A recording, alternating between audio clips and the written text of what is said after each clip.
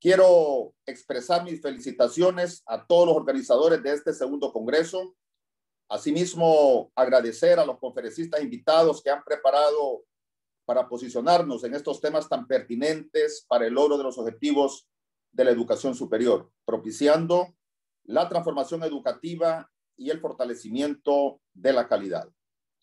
Me es grato también mencionar que en este segundo congreso escucharemos la voz de docentes y estudiantes investigadores que luego de un excelente trabajo de sistematización del conocimiento expondrán interesantes temas y hallazgos. Yo les invito a todos a reflexionar y a participar activamente en todas las jornadas, ya que el fin último del Congreso es ese: conocer lo que docentes y estudiantes necesitan, pero también lo valioso que tienen como aporte a las ideas que aquí se presentarán. Con altas expectativas de aprovechamiento e innovación educativa, les reitero la más cordial de las bienvenidas y tengo el honor de dar por inaugurado este segundo congreso de la Facultad de Ciencia y Tecnología de la Universidad Pedagógica Nacional Francisco Morazán. Sean cordialmente bienvenidos a este congreso. Muchas gracias. Muchas gracias, señor rector. Y una vez inaugurado este congreso, presento a continuación el saludo por parte del decano de la Facultad de Ciencia y Tecnología, profesor Carlos Gerardo Aguilar.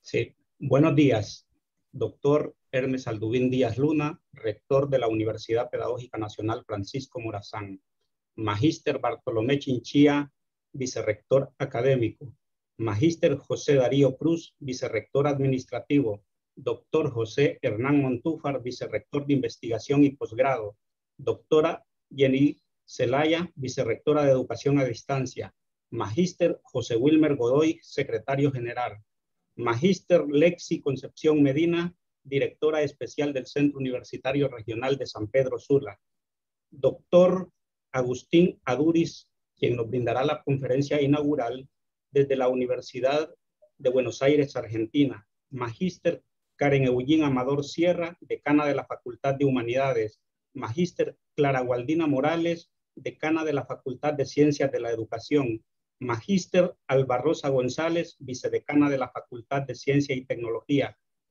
vicedecanas de la Facultad de Humanidades y de la Facultad de Ciencias de la Educación, directores de centros universitarios regionales, directores de unidades técnicas, jefes y secretarios de departamentos académicos, coordinadores de centros regionales universitarios, coordinadores de carrera, jefes de sección, profesores, estudiantes, invitados especiales y amigos de los medios de comunicación que nos acompañan.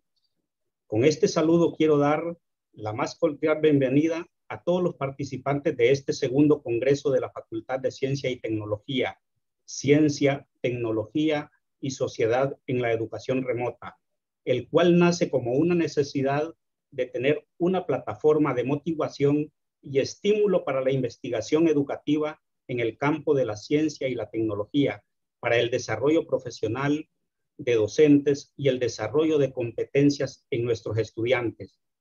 Tenemos la convicción que para la sociedad educativa es sumamente importante seguir aprendiendo sobre las tendencias de la educación remota, la cual llegó para quedarse, porque la educación presencial en los países de nuestra región aún está lejos. Tenemos más de 1 año y medio de estar enseñando de manera remota desde la virtualidad. Hemos avanzado en el uso de recursos tecnológicos en comparación a marzo de 2020, pero es necesario seguirnos capacitando. Para la educación remota necesitamos virtualidad y tecnología, la cual cambia aceleradamente día a día. Según Teresa Mauri y Javier Orumbia, en su libro El profesor en entornos virtuales, se deben integrar las tecnologías de la información y la comunicación en los procesos de enseñanza-aprendizaje y no se debe dominar solo un instrumento, sino generar una cultura de aprendizaje que fomente el desarrollo de capacidades de gestión del conocimiento y de la formación. Este es el objetivo de este Congreso de la Facultad de Ciencia y Tecnología. El segundo Congreso de la Facultad de Ciencia y Tecnología en la Educación Remota lo desarrollamos del 13 al 15 de octubre de este año, el cual se realiza conmemorando 27 años de la creación de la Facultad de Ciencia y Tecnología de la Universidad Pedagógica Nacional Francisco Morazán. Desarrollaremos 14 conferencias, 14 talleres para el desarrollo de competencias digitales, 15 clases demostrativas, 4 minicursos, 4 concursos. Presentaremos 8 resultados de investigaciones y cerraremos con la asamblea de la facultad. Todo esto lo hemos preparado, organizado, siguiendo estándares de calidad en el cual se han involucrado muchos profesionales y estudiantes de nuestra universidad y de universidades amigas que están anuentes a colaborar. Agradezco a todos los conferencistas, talleristas, facilitadores, estudiantes y docentes investigadores, profesores que compartirán clases demostrativas y que son nacionales e internacionales, que serán los actores principales de este evento, que nos acompañan desde Argentina, España, Estados Unidos, México, Chile y Colombia, y por supuesto desde Honduras. Agradezco a los 5 departamentos de la Facultad de Ciencia y Tecnología con representación de las 6 carreras, de la sede central y de los centros regionales, que han dado una muestra de trabajo en equipo para la organización de este segundo Congreso de Ciencia y Tecnología.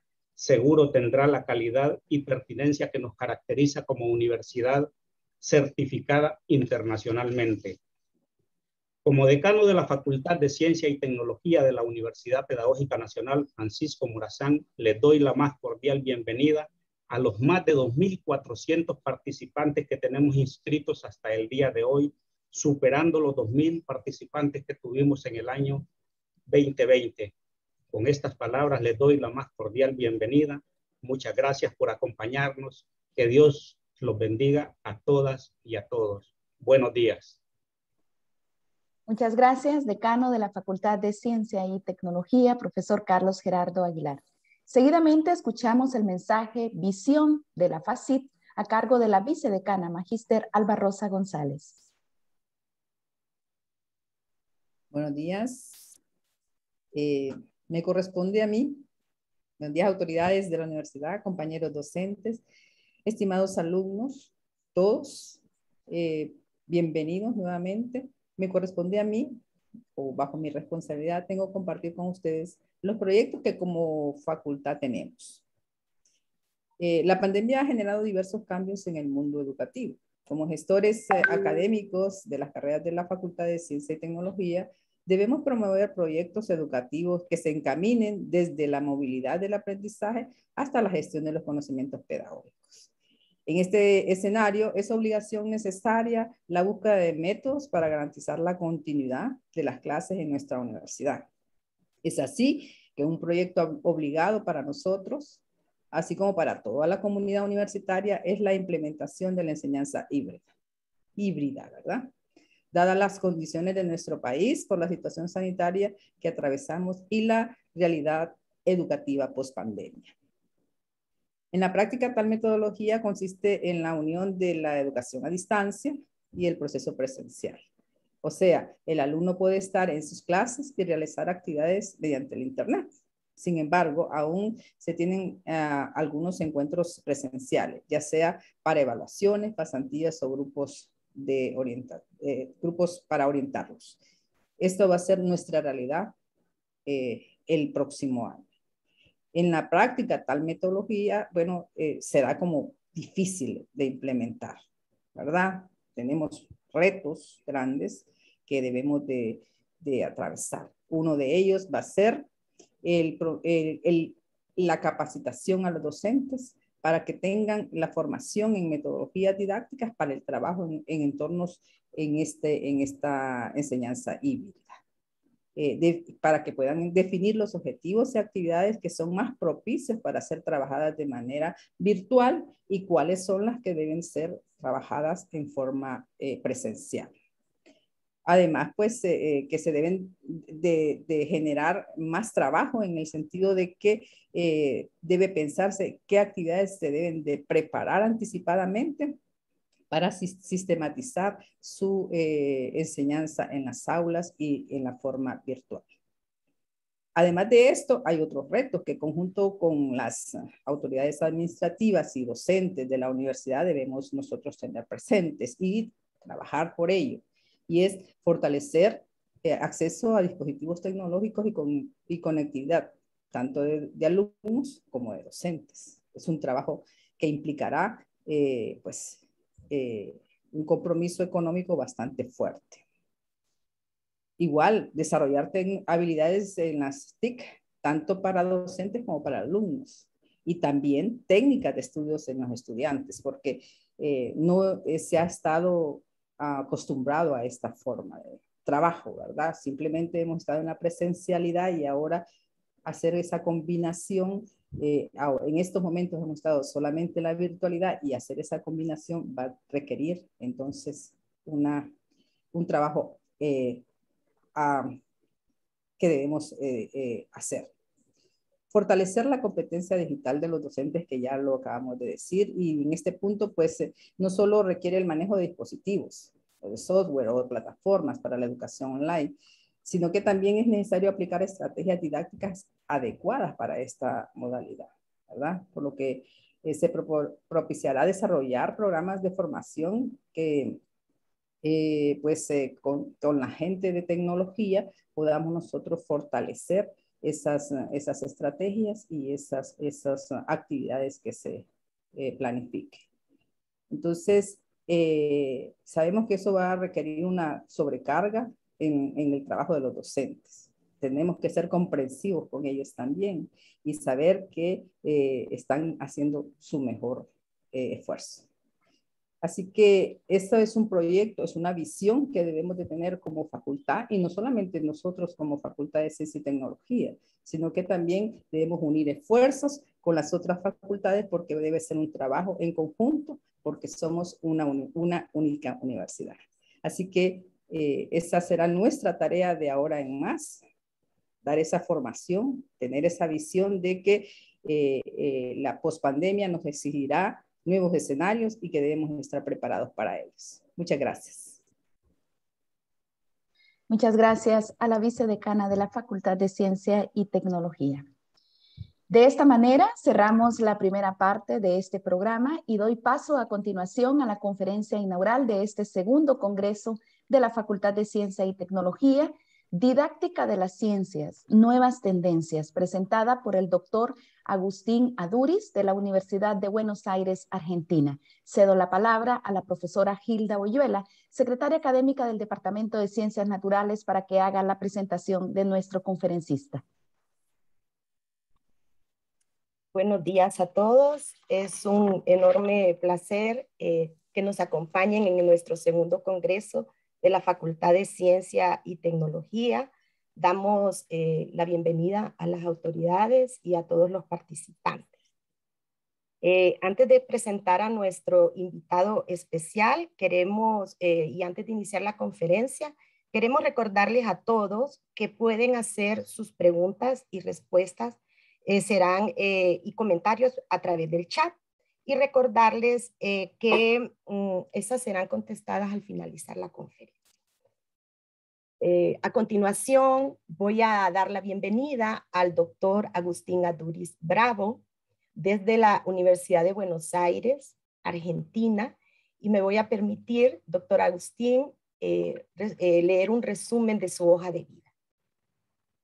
El doctor Agustín Aduriz Bravo, él es docente del Instituto de Investigaciones y Centro de Formación e Investigación de la Enseñanza de las Ciencias, la Facultad de Ciencias Exactas y Naturales de la Universidad de Buenos Aires, Argentina. Él posee un postdoctorado desarrollado en la Universidad de Barcelona, bajo la dirección de Ana Stani, en el Departamento de Filosofía y del Departamento de Didáctica de la Matemática y de las Ciencias Experimentales.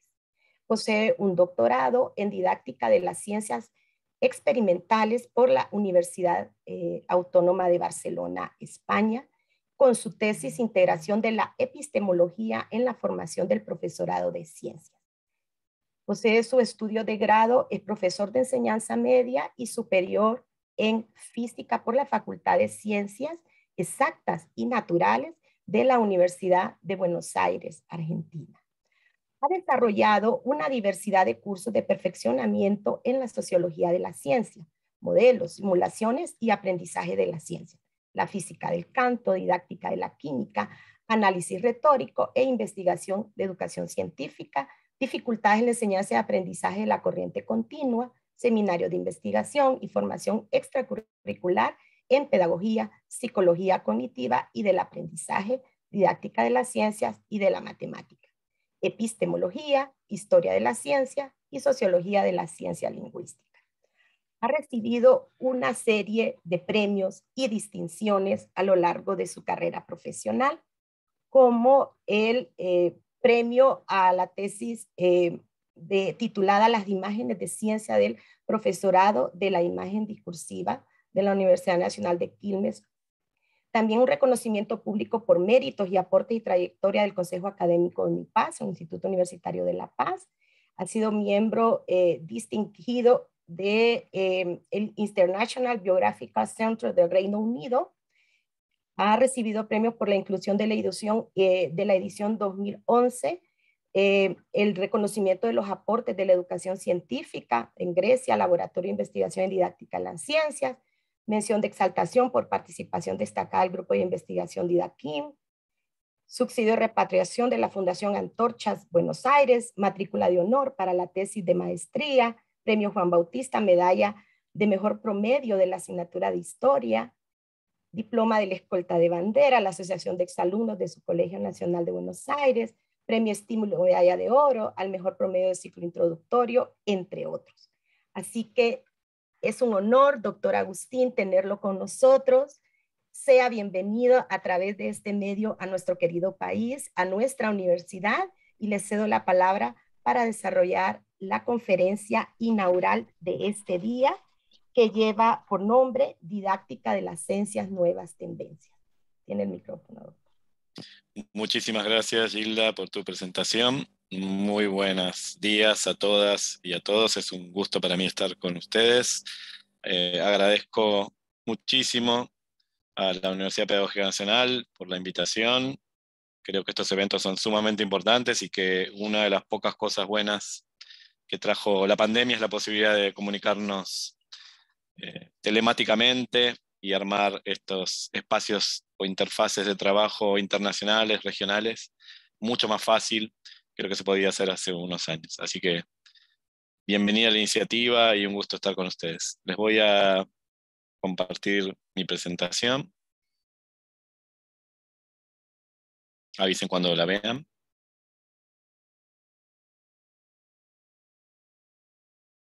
¿Se ve bien ya?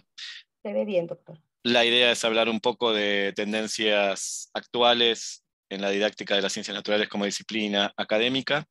Estas tendencias vienen tanto de la arena o del plano de la práctica innovadora en las aulas de ciencias naturales de todos los niveles educativos, como de la investigación de punta a nivel internacional y regional aquí en nuestra América Latina. Hago una aclaración inicial. Tanto el tema de la pospandemia y la nueva normalidad, como el tema de las tecnologías digitales, no están puestos en ninguna parte de la presentación, sino que la atraviesan completamente. Son considerados aquí como constreñimientos o contextos para el desarrollo de las ideas que les voy a presentar o compartir, y por supuesto iré haciendo mención a ambas cosas a lo largo de la presentación y podemos profundizar en ello en el bloque final de preguntas. Bueno, contexto del cual emito mi discurso y hago estas consideraciones con ustedes.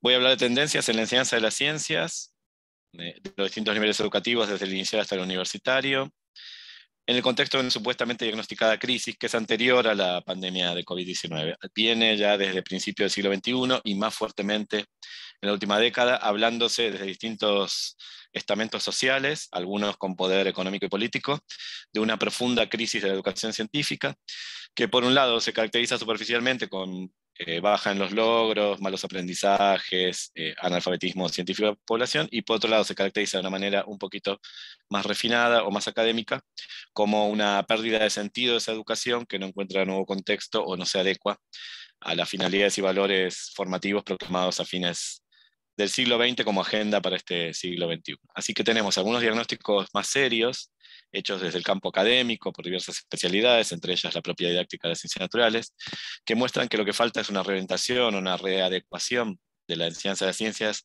a la formación ciudadana, la formación democrática, una búsqueda de nuevas finalidades y valores, y otros diagnósticos que pueden ser un poquito más superficiales o de sentido común o socialmente instalados acerca de una supuesta degradación de los aprendizajes y de los logros científicos tecnológicos en los niños y niñas, adolescentes y jóvenes que salen de nuestro sistema educativo.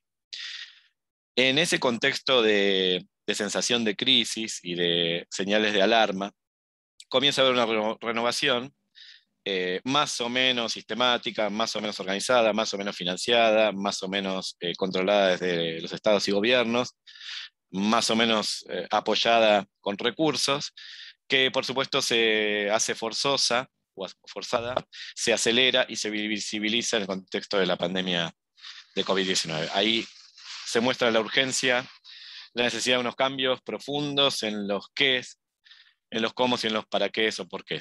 Se empiezan a revisar todos los componentes de la educación científica desde una mirada que podríamos identificar como filosofía de la educación. En ese contexto de renovación acelerada y viniendo de distintos campos convergentes, me puedo preguntar, o nos podemos preguntar todas y todos, cuánto de esa renovación es innovación, ¿no? Cuenta como innovación. Cuánto es una tendencia hacia la innovación y cuánta de esta innovación está apoyada en investigación didáctica. Ese es el nudo del título que se me propuso para la conferencia, ¿no? Vincular el campo de investigación e innovación reglada, la didáctica de ciencias naturales como disciplina académica, con estas tendencias transformadoras o innovadoras en nuestras aulas, ahora apretadas y aceleradas por la urgencia del paso forzado a la virtualidad y de la definición de una nueva normalidad pronto, a partir de principios del año que viene. Voy a hablar entonces tanto de tendencias en la educación científica de aula, en la práctica real del profesorado de ciencias, en la innovación pedagógico-didáctica instruccional, como tendencias en la investigación académica erudita en el propio campo disciplinar que me compete y me convoca, que es la didáctica de las ciencias naturales. Me voy a mover en una interfaz entre ambos espacios de tendencias, hibridándolos y moviéndome rápidamente del uno al otro, digamos, encontrando que hay puentes sustantivos y que no se pueden distinguir tanto como uno querría. ¿Qué cuenta como una tendencia innovadora? Tiene que ser una propuesta de cambio, de redireccionamiento, de reconfiguración del sistema de educación en ciencias naturales, no importa el nivel educativo, que ataque un conjunto de problemas bien identificados, bien caracterizados, se pretenda mejorar un estado de cosas que se supone débil o fallido, o flaco, con necesidad de revisión, debe tener fundamentos teóricos reconocibles y explicitados, debe haber documentación que acompañe esa innovación, hablando de la fundamentación teórica y su coherencia con la innovación. Debería ser sostenible en el tiempo y escalable en el alcance, es decir, que al principio, en general, las tendencias innovadoras se hacen en situaciones más laboratoriles o cuidadas, más controladas, se hacen en instancias de intervención de aula que tienen un tiempo corto, la lógica propia de la investigación, y en escalas pequeñas, en espacios reducidos, y deberíamos poder instalar esa innovación para que se mantenga a lo largo del tiempo y para que alcance distritos enteros o países enteros en lo que hace a su educación científica o su política de educación científica.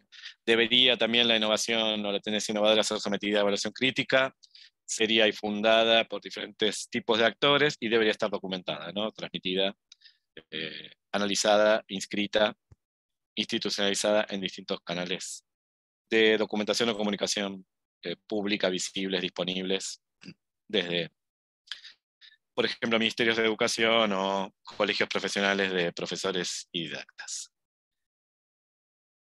Bueno, ¿qué pasa con estas tendencias en la investigación didáctica de la ciencia? Yo decía, me muevo en este espacio híbrido en donde más o menos hay puentes fuertes, deslizamos del campo de la práctica de aula al campo de la investigación académica, disciplinaria o científica, ¿no?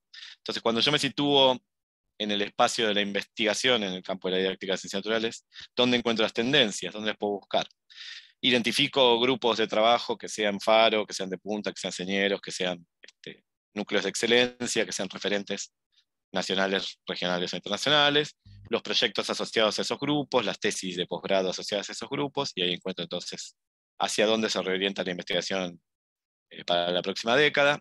También existen revistas de subespecialidad, o sea, dentro de la didáctica de ciencias naturales ya reconocemos áreas y líneas de trabajo con personalidad fuerte, muy estabilizadas, que tienen foros de comunicación propios, tienen congresos dedicados a esas líneas o áreas, revistas, libros, espacios de comunicación reglada o formalizada. Entonces tenemos, por ejemplo, en el campo de la didáctica de ciencias, revistas ya dedicadas a los modelos y la modelización, o dedicadas a las contribuciones de la epistemología y la historia de la ciencia a la enseñanza, dedicadas a los problemas cognitivos o conceptuales y el cambio conceptual, o dedicados a la argumentación científica escolar, o cosas de ese estilo. Entonces, también reconozco tendencias en la aparición de subforos o subespacios con personalidad propia y autosustentados, que tomen solo aspectos parciales de la didáctica de ciencias naturales que se considera suficientemente robustos como para que tengan su circuito comunicacional y su espacio de desarrollo más propio, y que entonces marcan tendencias que están aquí para quedarse. Y por último, que aparece segundo aquí, subrayado en itálica, los strands o líneas temáticas de los congresos grandes del campo, que nos indican en una visión diacrónica, analizándolos sucesivamente, cuáles líneas están estables, están sanas y vivas y coleando, cuáles están desapareciendo, o están perdiendo prioridad o gravitación en el campo, y cuáles por el contrario están emergiendo, comienzan a pisar fuerte y traen promesas de futuro. Para esta presentación elegí este segundo punto, esta segunda estrategia, mirar un poco algunos congresos grandes de la especialidad a nivel internacional y ver qué se propone ahí como líneas temáticas, como hilos conductores o strands, para quienes presentamos en esos congresos, que de alguna forma ese listado me va a permitir reconocer algunas líneas tradicionales y clásicas ya sentadas y otras que son tendencia en el campo. Elegí para ello dos congresos grandes, el de Enseñanza de las Ciencias, que es el de la revista homónima, editada en Barcelona y Valencia, en España. Es un congreso muy, muy grande, el más grande de Iberoamérica, más grande en habla castellana y portuguesa, organizado cada 4 años. Este año se llevó adelante en modalidad completamente virtual, organizado desde Lisboa, Portugal, acaba de terminar hace un par de semanas. Es un congreso de más de 1000 participantes y más de 600 presentaciones. El segundo congreso que elegí es el congreso de la NARST, de la ESERA, digo, de la Asociación Europea de Didáctica de las Ciencias Naturales, que también se llevó adelante este año, modalidad completamente virtual, desde también Portugal, de la ciudad de Braga, en el norte de Portugal. Lo que hice es copiar textualmente las líneas temáticas de esos dos congresos, aunque las reordené un poquito para que se vea algún parecido. Empiezo con las líneas del Congreso de Enseñanza de las Ciencias. Como verán, hay unas líneas tradicionales muy asentadas que tienen que ver con dividir la investigación según los niveles a los que sirve o en los que opera: nivel infantil y primario, secundario, superior y universitario, y contextos no formales e informales. También, desde siempre, desde hace más de 3 décadas, aparece con mucha visibilidad la cuestión de las nuevas tecnologías para la educación científica. Y por supuesto, complementario de la educación en ciencias en las aulas, aparece la necesidad de la formación del profesorado, formación inicial y permanente del profesorado de ciencias naturales para todos los niveles educativos.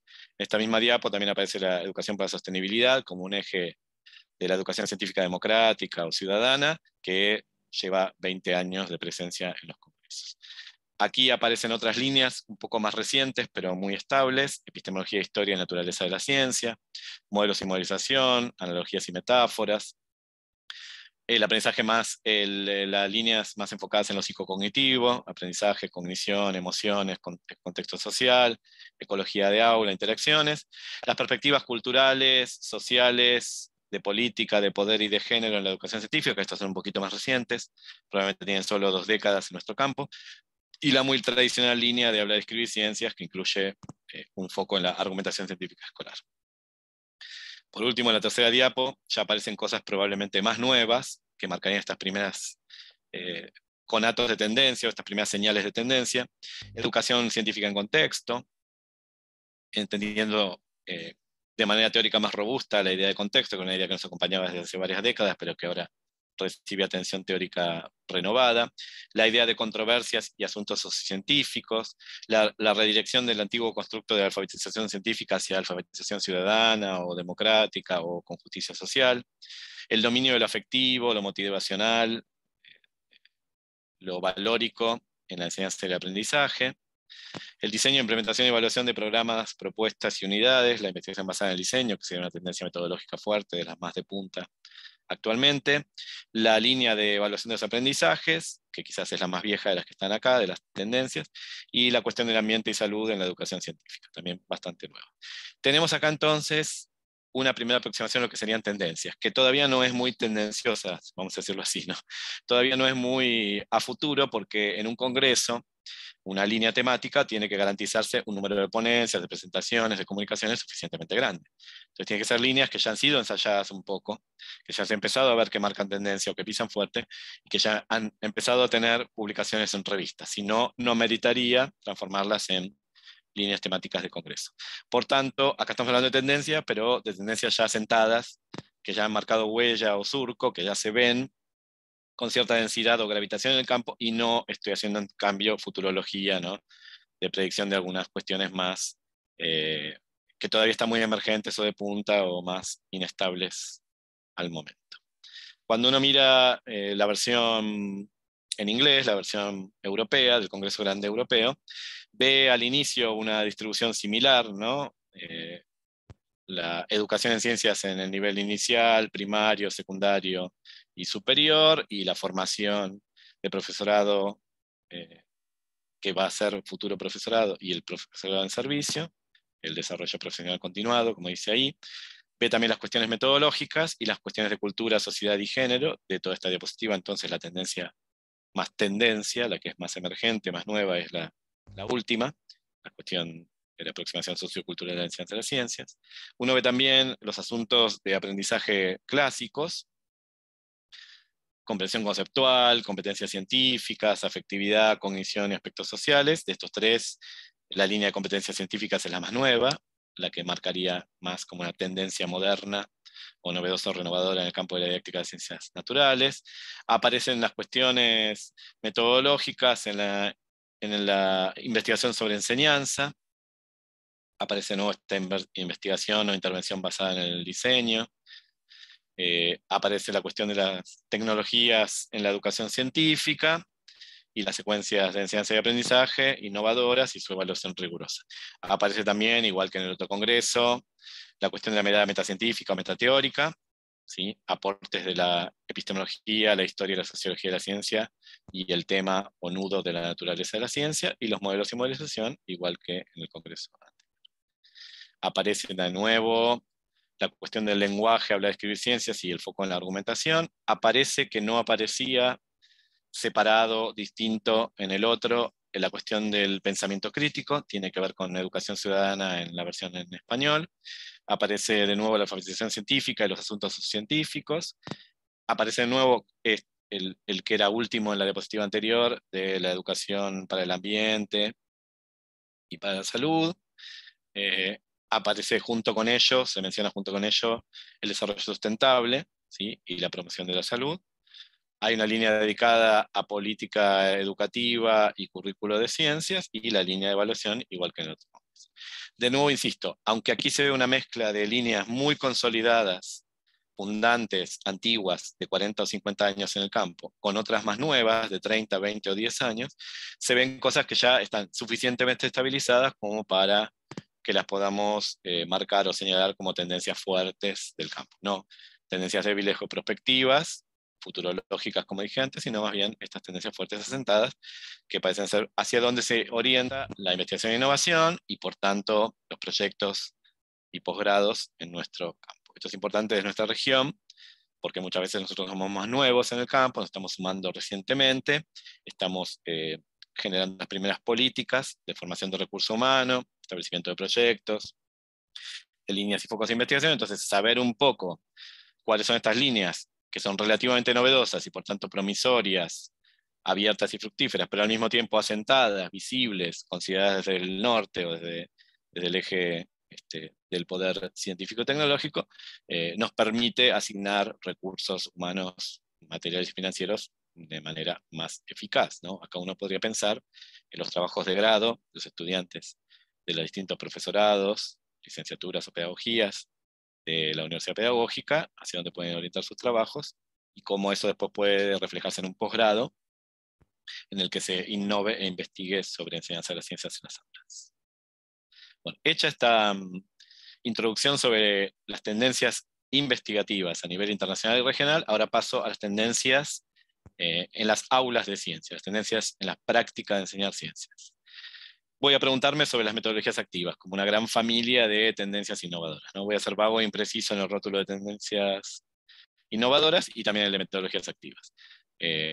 Voy a entender, como desde un primer orden, una primera aproximación, metodología activa como aquella que es opuesta al enseñar diciendo, ¿no? La enseñanza magisterial, la enseñanza apodíctica, demostrativa, expositiva del gran maestro o la gran maestra enfrente de la clase, con los estudiantes atendiendo y aprendiendo. Por supuesto que esa enseñanza no se ha de desestimar, es importante, ha sido históricamente importante.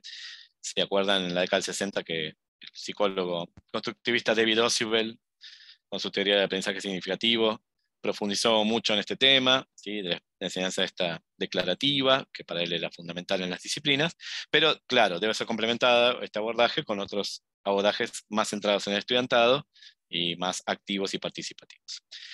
Ahora, moverse de esta enseñanza diciendo a una enseñanza en la que toda el aula participa co-constructivamente, puede llevarnos por la ladera resbalosa de una instrumentación, una excesiva instrumentación, una puesta en acción de técnicas o de estrategias o de esquemas, de algoritmos, medio importados, medio venidos desde arriba, ¿sí? Medio sugeridos ya enlatados, ya en su forma final, sin preguntarnos por la afiliación didáctica o didáctico-pedagógica de esas técnicas o tecnologías. Entonces, me muevo de esa concepción tecnificada, reductora e instrumentalista de lo que serían metodologías activas, extendida en los países anglosajones, ¿sí? Y en particular hecha carne o especificada en los grandes proyectos de educación científica a nivel regional e internacional, y también en la búsqueda de una fundamentación investigativa desde el campo.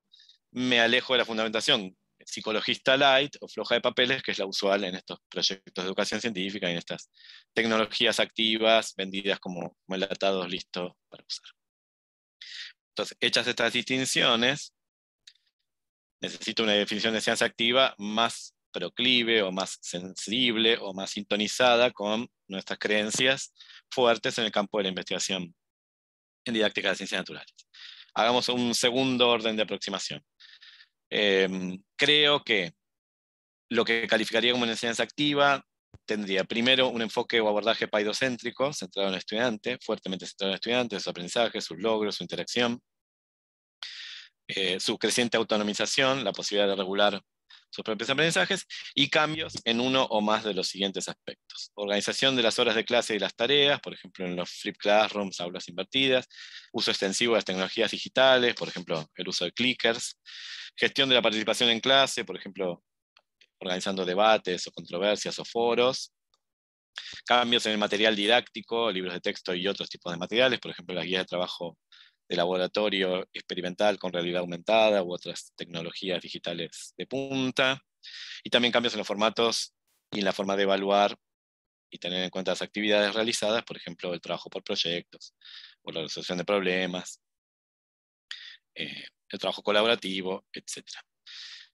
Me pregunto, y esto es un problema teórico fuerte, no saldado en la literatura, si esto es un I o un O, en el sentido de si una metodología para ser considerada activa necesita de todas estas cosas que acabo de puntear, estos 5 requisitos, o con tener 1 o 2 alcanzaría, ¿no? Si la enseñanza de las ciencias está más centrada en el estudiante y usa extensivamente tecnologías digitales, ¿ya cuenta como enseñanza activa? Quizás sí, quizás no, mi creencia es que no, que necesitaría por lo menos 2 o 3 de estas cuestiones y que algunas tendrían que estar sí o sí, como los cambios en la gestión de la clase. Pero esto es, como les digo, debatible y es objeto de discusión en el campo académico. Con esta idea de que las metodologías activas pueden ser tendencia de innovación de aula, tendencia de innovación en la enseñanza de la ciencia, vamos a buscar estas tendencias activas, entre comillas, caracterizándolas como centradas en el estudiantado, o sea, dándole espacio a la participación activa en clase, en lugar de solo depender de la capacidad de alto orden de procesamiento de la información declarativa que circula.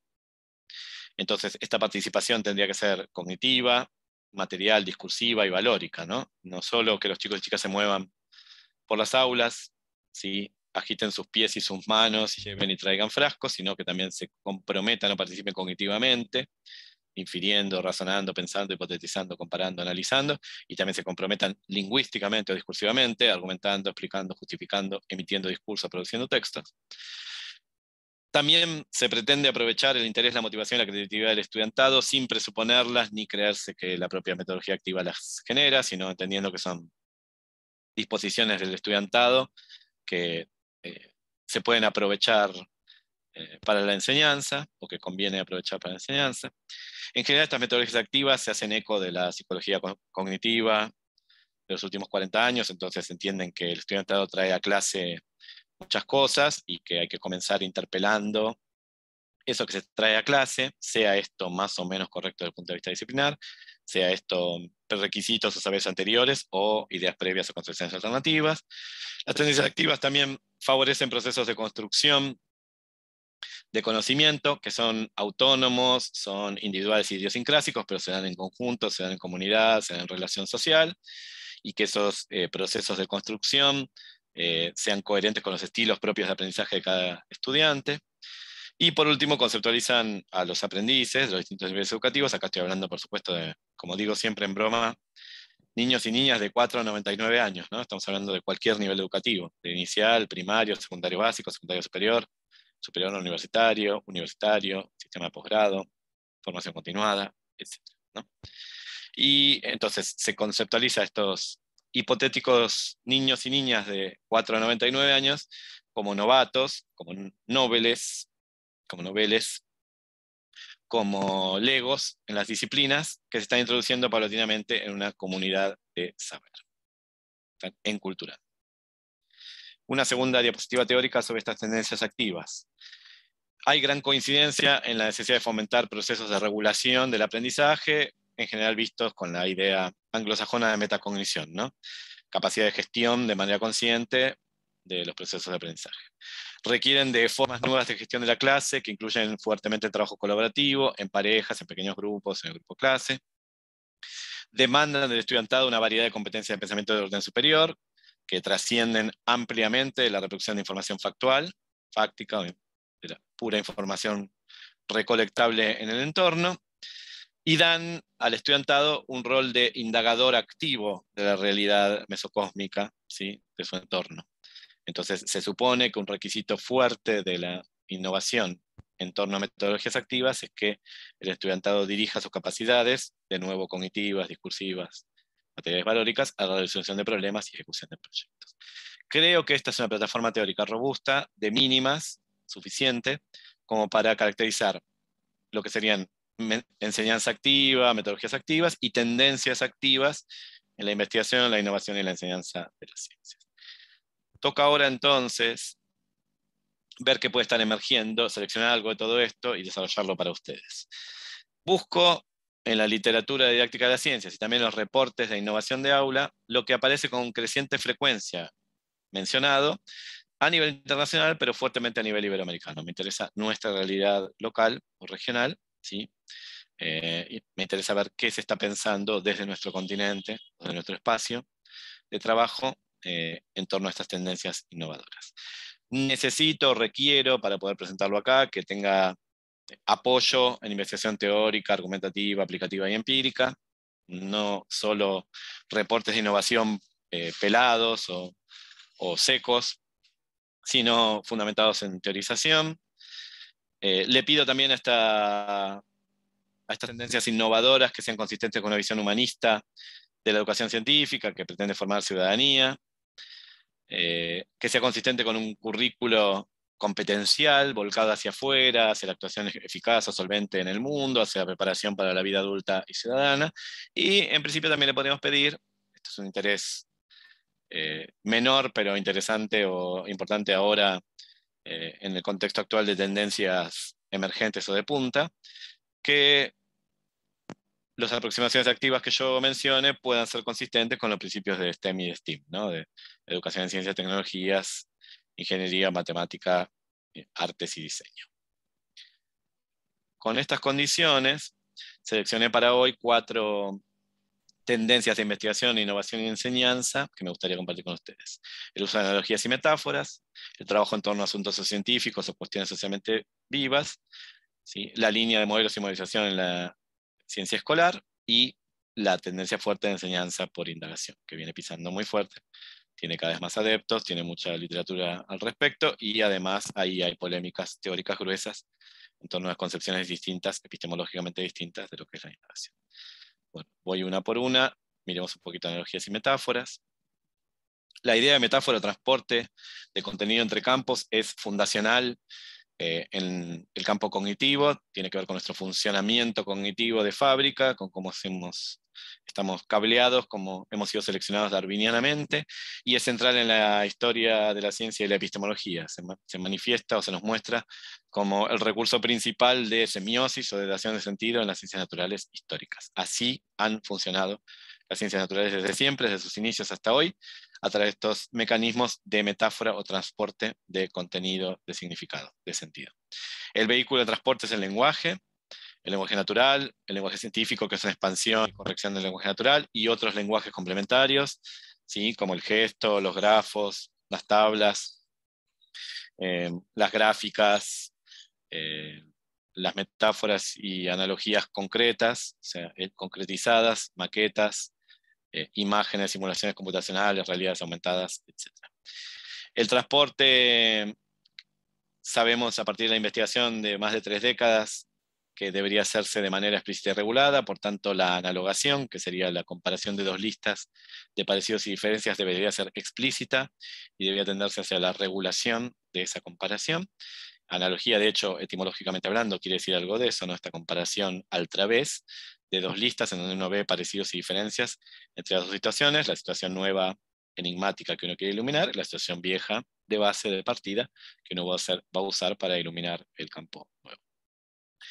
Como les dije recién, la investigación sobre analogías y metáforas en ciencias de las ciencias no es nada nueva, lleva más de 3 décadas, es de hecho la línea en la que yo me inauguré en el campo. Mis primeras investigaciones, bajo la dirección de la doctora Lidia Galagowski en Argentina, en el Instituto CEFIEC, fueron en torno a analogías y metáforas en la ciencia de las ciencias, pero lo pongo acá como tendencia porque hay novedades en esta línea, que resumo brevemente aquí. Nuevos soportes tecnológicos para la presentación de los campos fuente y blanco y para la analogación, tecnologías digitales de las más conservadoras o clásicas, las más instaladas, hasta tecnologías de punta muy sofisticadas todavía en ensayo hoy, que nos permiten visualizar mejor este deslizamiento de sentidos, este deslizamiento horizontal de sentidos que comporta la metáfora. También un cambio grande se produjo a inicios de este siglo, cuando se fundamentó mucho mejor desde el punto de vista epistemológico e histórico la naturaleza y función de las metáforas, que al principio se miraban del lado más lingüístico o cognitivo, ¿sí? Como puentes o mediadores cognitivos, y más recientemente, se incluyó una mirada histórico-epistemológica que tenga en cuenta la participación de las metáforas y analogías en la producción de conocimiento científico y las instancias o casos históricos de lo que esto se ve claramente.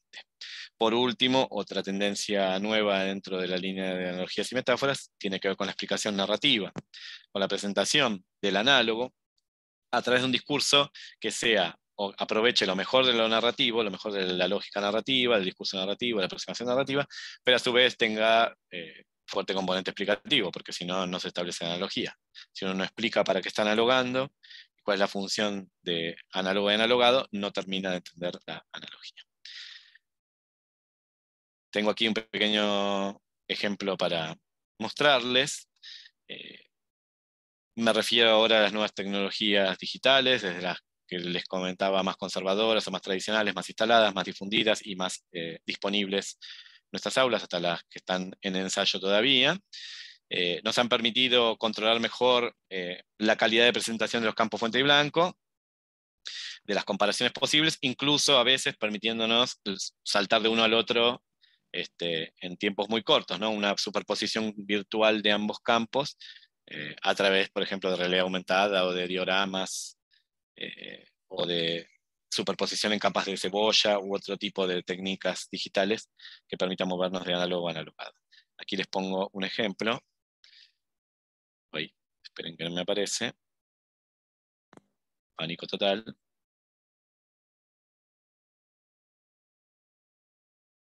Paciencia.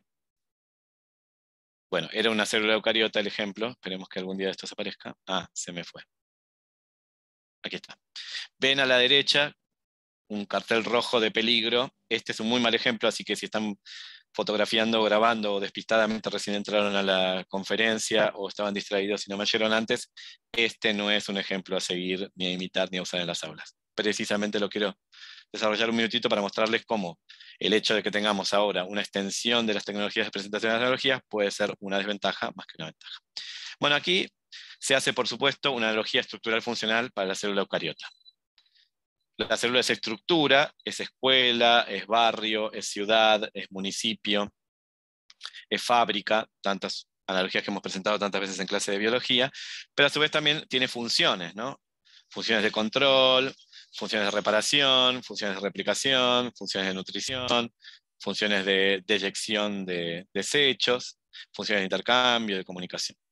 Entonces, lo que pretendían los insignes autores de esta analogía es superponer la célula con esta supuesta fábrica, o uno vaya a saber qué es, ¿no? Esta planta de producción de desechos. Entonces, hay un edificio de concreto, que es la célula, ¿sí? Rodeado por la membrana, la pared exterior, hay distintas habitaciones, que probablemente sean espacios del citoplasma, organelas y el propio núcleo. Hay funciones asignadas a esas distintas habitaciones, hay puertas de entrada y salida, y hay procesos que están siendo retratados, con estos infames seres que parecen los umpalumpas, ¿no? Vestiditos con catsuits azules que hacen cosas adentro de la fábrica de la planta. No sé muy bien de qué va la planta, pero bueno, habla de una planta manufacturera, una zona de producción, una zona de empaque, una zona de exportación, y una zona de ingreso, ¿no? Donde aparecen los nutrientes. Bueno, esta analogía es bastante fatídica. La génesis histórico-epistemológica de la analogía es muy buena. Estamos hablando de los orígenes histórico-epistemológicos de la idea de célula, que son estructuras funcionales en el siglo XVIII y XIX, con fuertes analogías de estructura, como cuando uno nombra el núcleo, la vacuola, el retículo endoplasmático rugoso o liso, el usillo cromático, etcétera, etcétera. Todas esas son analogías estructurales, y también una mirada funcional que se introduce en el siglo XIX, cuando se empieza a estudiar un poco más la dinámica celular, el metabolismo, y uno introduce ideas tales como intercambio, transporte activo, traducción, transcripción, que son ideas funcionales. Bueno, tenemos entonces mucha riqueza en el uso de metáforas y analogías para entender conceptos centrales de las ciencias naturales escolares, y mucho peligro encerrado en poder meter la pata y cogerse los dedos con la puerta, ¿no? Cuando uno no sabe distinguir ambos campos y darles autonomía epistémica y vigilarlos y regularlos. La segunda tendencia innovadora que les quiero compartir tiene que ver con el trabajo en torno a asuntos sociocientíficos o cuestiones socialmente vivas. Se supone que son cuestiones ingenierizadas por la profesora del profesor. Estamos hablando ahora de nuevo, siempre, de todos los niveles educativos, desde el inicial hasta el universitario. Podemos poner foco, si quieren, en secundaria. Me imagino que muchos de ustedes laboran en ese sistema, y los estudiantes de la propia universidad están siendo preparados para ese sistema. Entonces, pensamos en profesores y profesoras de niños y niñas de 12 a 18 años que van a ingenierizar unas situaciones ricas contextualmente, densas valóricamente, interesantes, atrayentes, motivadoras, potentes, en las que de alguna forma se replique a escala, de una manera más sencilla, situaciones que el estudiante va a encontrar en su vida adulta ciudadana, va a tener que tomar decisiones y moverse en democracia. Entonces, esas situaciones a escala, llamamos técnicamente toy models, ¿no? Modelos de juguete, de las situaciones reales, requieren de la toma de decisiones colectivas individuales, requieren de un posicionamiento. No son solo para explicar, para responder, para resolver un problema, sino para posicionarse y tomar cartas en el asunto. Son clásicos asuntos sociocientíficos aquellos que tienen que ver con las ciencias de la vida y la salud, por ejemplo, eugenesia, eutanasia, aborto, reproducción asistida, clonación humana con fines terapéuticos o reproductivos. Estoy hablando de asuntos sumamente complejos y delicados, obviamente, ya los han oído, ¿no? Extremadamente complejos que generan polémica social profunda, ¿no?, en nuestras sociedades actuales.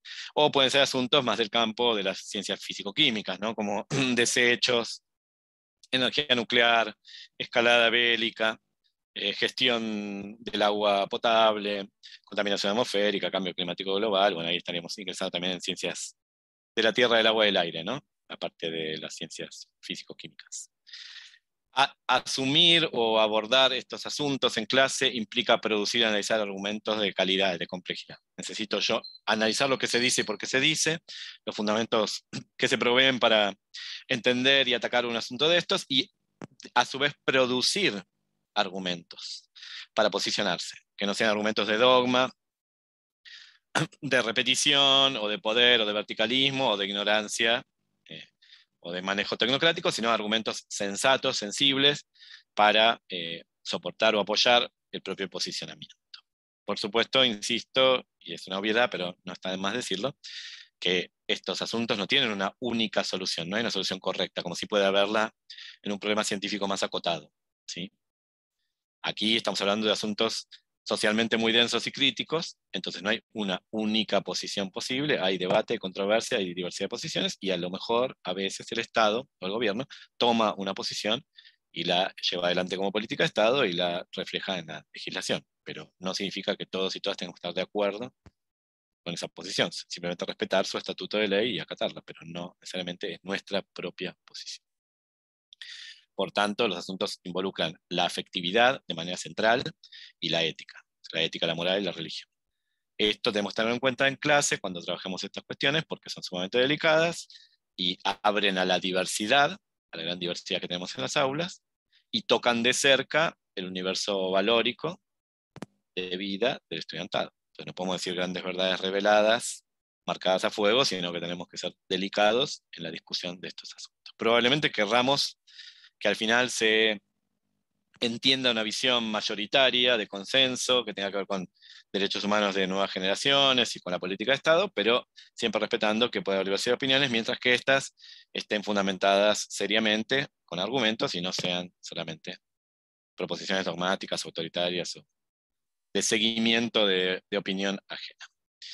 Miremos entonces un ejemplo. En la literatura sobre esto se habla de asuntos cálidos y fríos, ¿no? En el sentido de que cuando uno no puede empezar con asuntos de gran sensibilidad, como puede ser la eutanasia, ¿no?, o el buen morir, el acompañamiento a la muerte digna, porque eso toca de cerquísima a los estudiantes, a su familia, a sus abuelos, abuelas, etc., ¿no? Entonces tienen que empezar con asuntos un poco más tibios o fríos, que sean menos sobrecargados cognitiva y afectivamente. Entonces nos situaríamos en asuntos de estos un poquito más alejados, más fácilmente controlables para el estudiantado.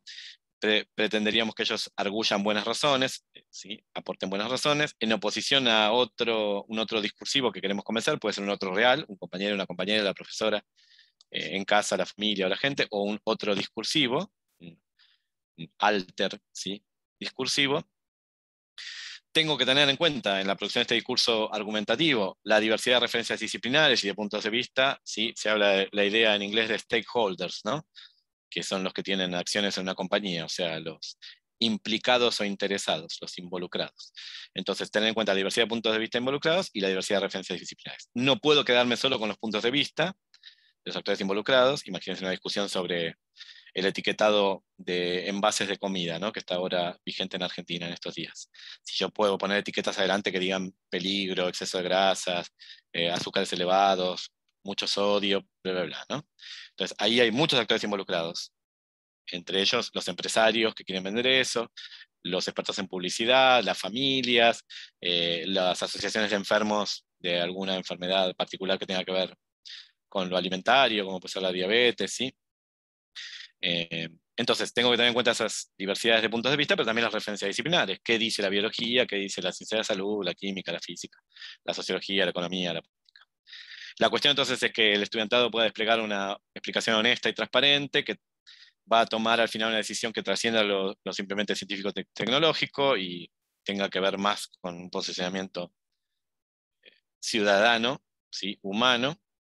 Y también tenemos, por supuesto, la posibilidad de usar presentaciones multimediales en los casos de estudio.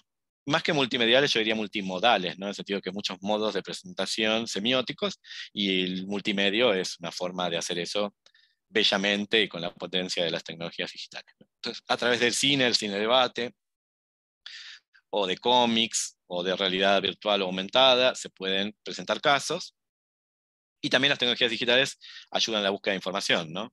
Los motores de búsqueda, las tecnologías nos ayudarían a buscar o desbrozar, desmalezar información relevante de otras que no serían. Nos ayudarían a la búsqueda enfocada o situada, ¿no? La que va justo a buscar lo que estamos necesitando para poder dirimir estos asuntos y discutirlos en clase. Bueno, miremos entonces este asunto sociocientífico actual, desde el año pasado o el anterior, tiene que ver con la salida de Gran Bretaña del Reino Unido de la Unión Europea, con el Brexit famoso.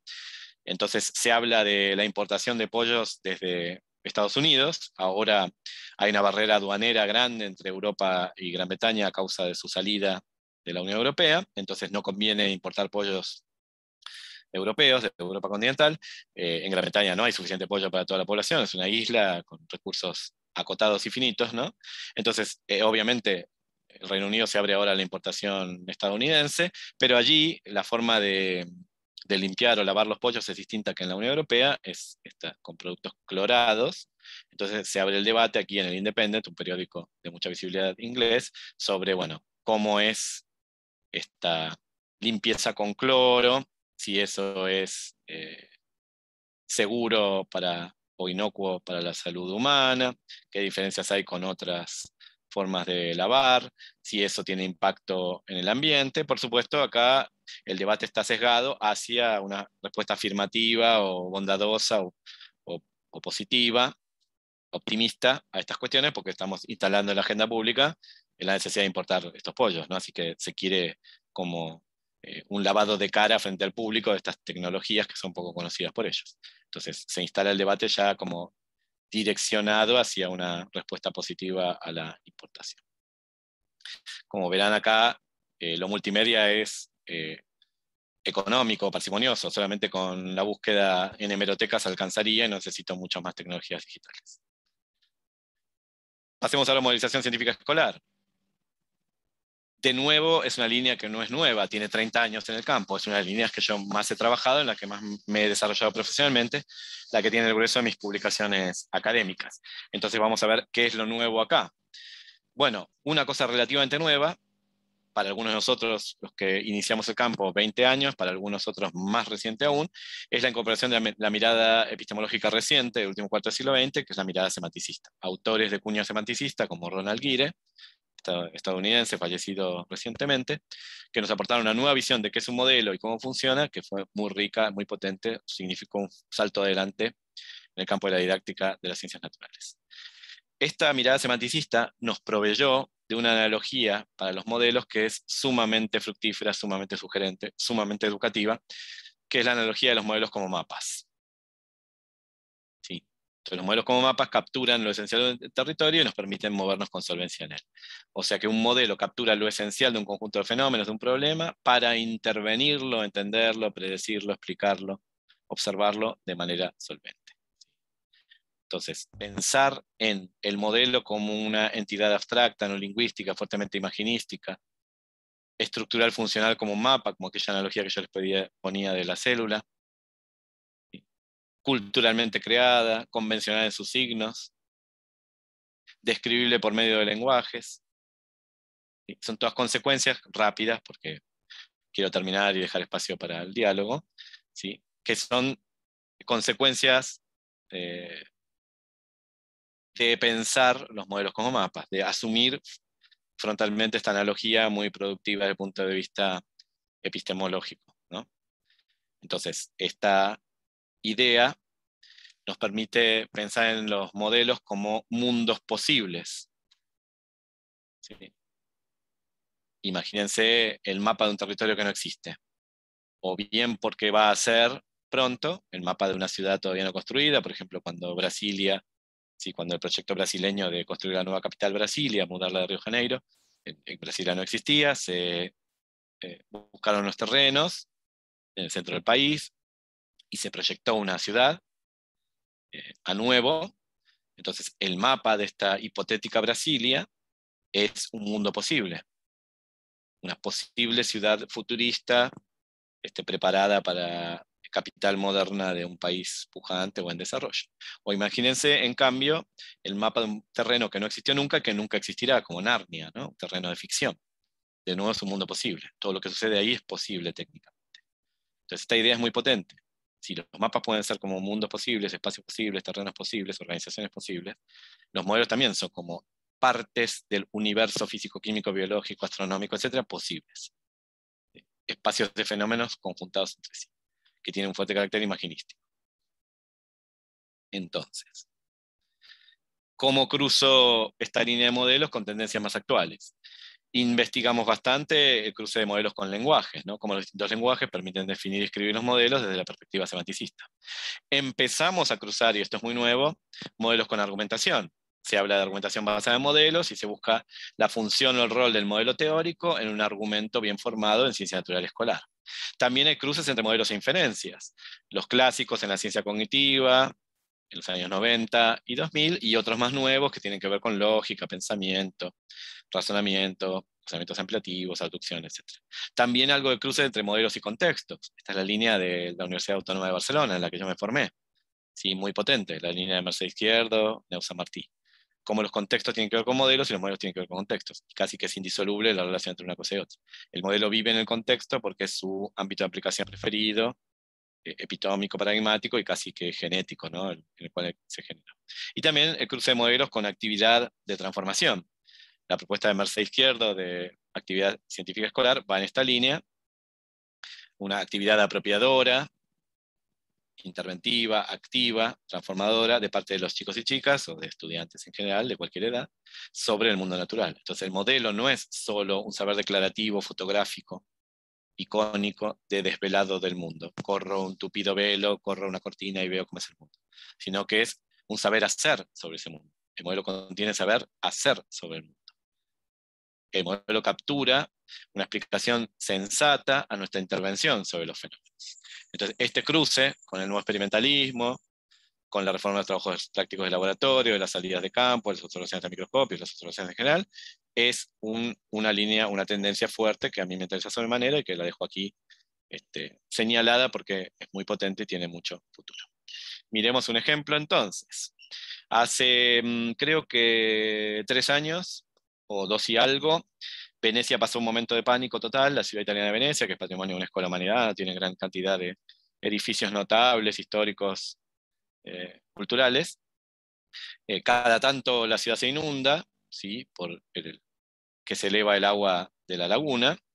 Eso cada muy tanto, muy de vez en cuando, esas inundaciones son graves, trágicas, y esta última fue muy grave y muy trágica, casi que la mayor de todo el siglo XX, lo que va del XXI. ¿Sí? Solo cada 100 o 150 años se producían inundaciones de esta magnitud, alto o esta altura del agua y largo en días, que ponían en peligro los edificios históricos, patrimonio cultural.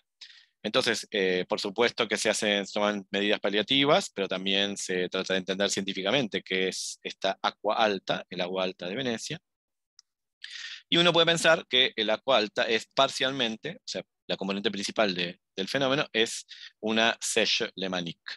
Perdonen el francés, pero es el nombre técnico en física, no hay traducción en castellano. Sèche lémanique es una especie de ola gigante, de ondulación gigante del agua, que ustedes ven acá en el dibujito a la derecha arriba. ¿Sí? Lo que está dibujado a la derecha arriba es el lago Léman, el gran lago suizo a cuyas orillas está la ciudad de Ginebra. El lago Léman tiene forma de salchicha o de chorizo, ¿no? Es largo y es estrecho. Entonces oscila de una forma bastante espeluznante a causa de los vientos, la resonancia de los vientos. El lago completo, el espejo de agua del lago, oscila así, en torno a un único nodo rojo que aparece ahí, ustedes ven, ¿sí? Entonces el agua baja mucho de un lado y sube mucho del otro, y después se produce el fenómeno contrario y el agua sube grandemente. Decían los ginebrinos del siglo XVIII, si el agua baja mucho, corre por tu vida porque subirá mucho, ¿no? Ellos ya se dan cuenta de que cuando el agua desaparecía de la orilla, retrocedía y bajaba, pronto iba a subir violentamente, ¿sí? En la misma altura. Ahí se ve un botecito en el antinodo verde subiendo y bajando. Entonces, parte de la explicación tiene que ver con la forma que tiene el mar Adriático, la bahía y la laguna, y cómo los vientos y los movimientos generales del agua del Mediterráneo afectan las alturas, y esto empeora el fenómeno. Pero a su vez podemos pensar que la seiche es una sopa saliéndose de un plato cuando es llevada por un camarero, ¿no? Con un garzón o un mozo. Acá no estoy hablando de la inercia, ¿no?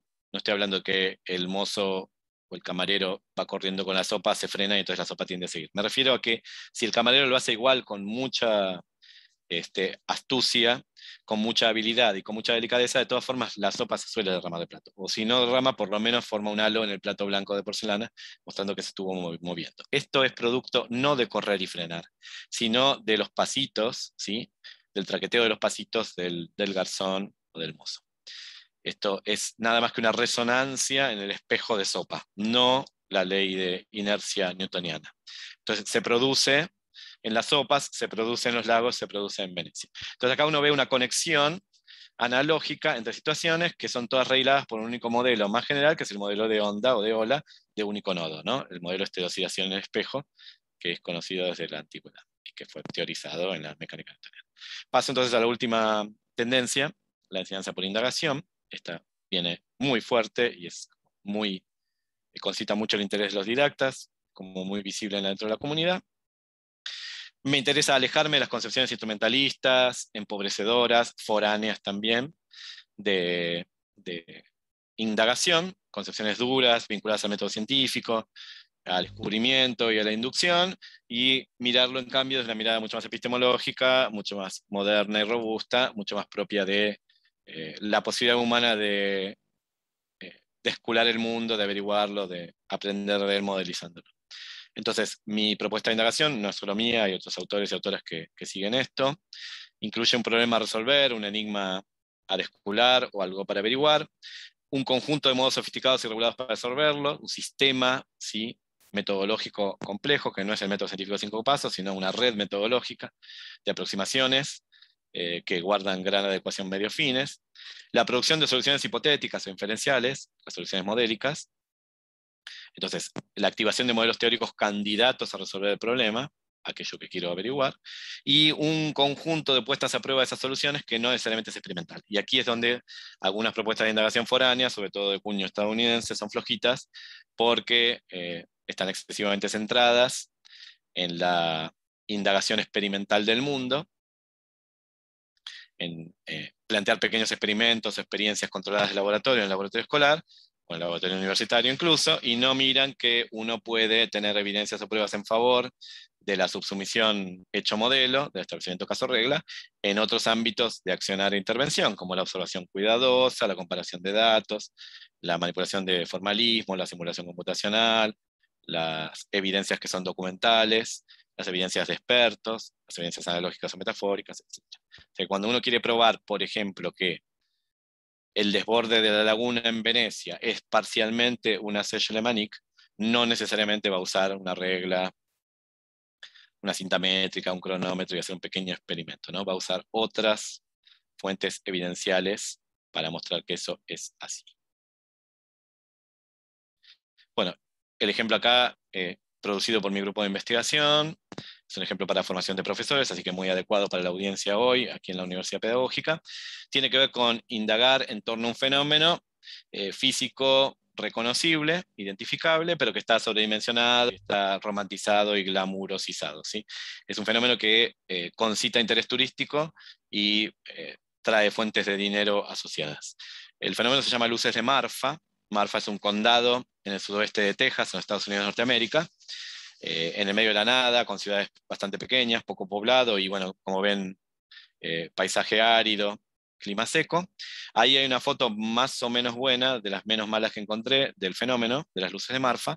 Ven ahí el horizonte, ¿sí? Del condado de Marfa, el cielo estrellado nocturno. Ven que se ven muchas estrellas, por lo cual hay poca contaminación lumínica, lo que indica que hay poca población. De izquierda a derecha ven un rayo, o sea, fenómenos de electricidad atmosférica, luego la polución lumínica de Terlingua, la localidad de Terlingua en Texas, luego ven antenas de radiotelevisión con sus luces rojas para los aviones, y por último ven las luces de Marfa, a la derecha, que son luces globulares, irisadas, a baja altura, que se mueven rápidamente en línea recta. Esa es la descripción de la luz de Marfa, ¿sí? Hay reportes de luces de Marfa desde el siglo XIX, pero mucho más a partir de la segunda mitad del siglo XX. Se han transformado en un hecho turístico del condado y se los aprovecha para el marketing y para sacar dineros. Hay un festival anual de Marfa y hay una plataforma de visionamiento de las luces de Marfa, así que van turistas de Estados Unidos y otras partes a ver el fenómeno y fotografiar y llevarse los souvenirs de tour. Bueno, tenemos por supuesto explicaciones mitopoéticas o legendarias, explicaciones de los pueblos originarios, explicaciones de descendientes españoles, o sea, los latinos viviendo en Estados Unidos, explicaciones tipo Scooby-Doo, ¿no? De que estos son almas en pena, luces del cielo, fuegos de San Telmo, fuegos fatuos, etcétera, etcétera. Y después tenemos un conjunto de explicaciones físicas, o físico-químicas, o físico-químico-biológicas, o físico-químico-biológico-atmosféricas, geológicas, que podemos usar, ¿sí? Entonces, podemos pulir la lista a la más breve posible, los mejores candidatos que llegan a la línea meta. Podemos pensar en la deflagración de gases como gas natural de las tuberías de suministro doméstico o de gases de descomposición orgánica en cementerios, depósitos de animales, depósitos de sustancias orgánicas, etc. Podemos pensar en el fuego de San Telmo, o sea, fuegos eléctricos, ¿sí? Que aparecen en los mástiles, en las puntas, en las puntas aguzadas.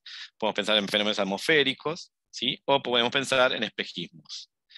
La balanza se va decantando hacia espejismos porque una de las características de la luz de Marfa es lo irisado, la separación de colores, que eso apunta hacia la refracción, ¿sí? Hacia Newton y su prisma y los colores. Entonces, probablemente los espejismos, los fenómenos ópticos, le vayan ganando terreno a las demás explicaciones. En particular, el mejor candidato a explicar las luces de Marfa es lo que se llama fatamorgana, que es un tipo de espejismo, ¿sí? Fatamorgana es lo que se llama un espejismo superior.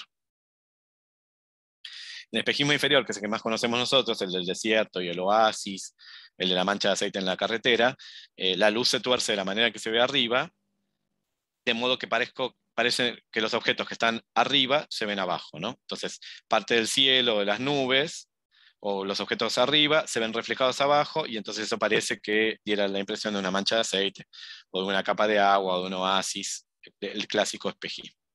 Eso sucede cuando el aire abajo está más caliente que arriba. Hay un gradiente de aire, sí, desde el pavimento o desde la arena del desierto hacia arriba. Cuando el gradiente es al revés, cosa que sucede poco, solo excepcionalmente, como en los espejos de agua, el aire frío está más abajo, la luz se tuerce al revés y uno ve arriba lo que está abajo, ¿no? Acá tiene una foto espectacular de un fatamorgana de un buque carguero. Entonces ven arriba el buque invertido flotando en el espacio. Cuando uno no ve la parte de abajo porque hay bruma o está demasiado lejos, solo ve la parte de arriba y se lleva un buen susto, ¿no? Fatamorgana, de hecho, es el nombre del hada Morgana, el hada del rey Arturo. Tiene que ver con los castillos en el aire, un fenómeno medieval bien conocido, ¿no? Que se creían ver castillos alemanes en el aire flotando y eran fatamorganas de castillos reales reflejados en la atmósfera y en el agua.